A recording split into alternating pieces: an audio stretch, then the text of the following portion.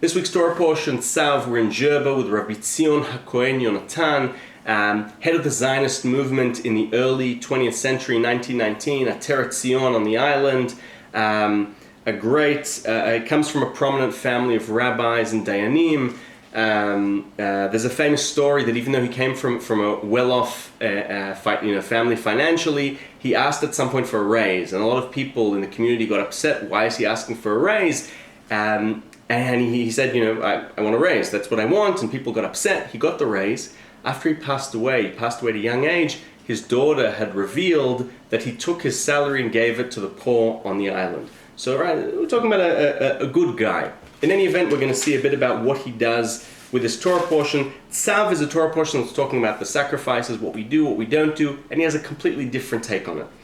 First verse. Hashem spoke to Moshe saying, command Aaron and his sons saying, this is the law of the burnt offering. It is the burnt offering that stays on the flame on the altar all night until the morning, and the fire of the altar should be kept the flame on it.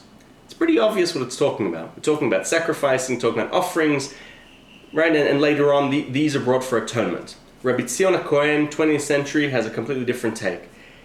He notices that in Hebrew, when it says, this is the law of the burnt offering, it says, Hi ha'olah. The offering is written in the feminine form, or it is meant to be said, uttered in the feminine form, Hi ha'olah, even though it's written in the Hebrew masculine form, Hu ha'olah. And he says this comes to hint at something. It comes to hint that back in the days of the temple, we brought an offering and it served as atonement for us, and that's why it's written, and that's why we say Hi ha'olah, because the offering, the feminine offering, is what we give to be atoned.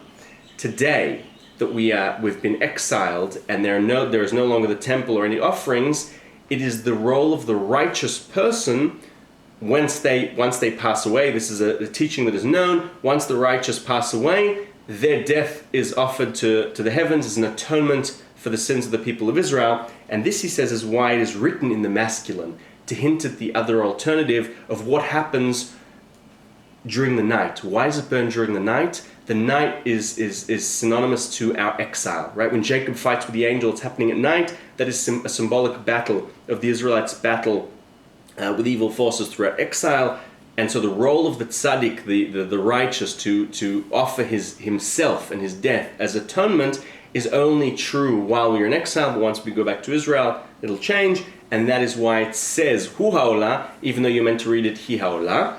And in much the same way, he continues the verse, right? If the first part's talking about the righteous person, the second part about the altar which is burning with fire, he says, you want to know what the altar is? The altar is the evil inclination of the wicked. Why?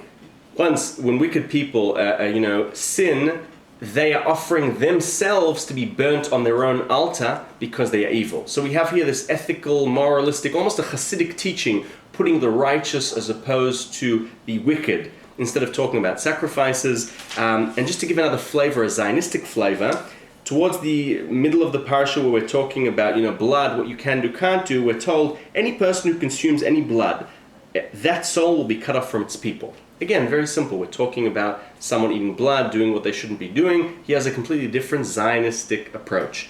He says, we know that the Israelites, the people of Israel, are called the people of Israel because they were allocated to the land of Israel. However, once we were kicked out and we are now in exile at night, a Jew in Spain is called a Spaniard, a Jew in France is called a Frenchman. We are no longer called the people of Israel. This is what has happened to us when the soul has been cut off. We've been cut off from our land.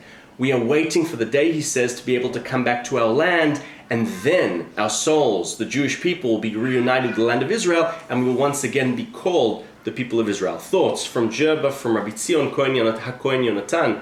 Shabbat Shalom.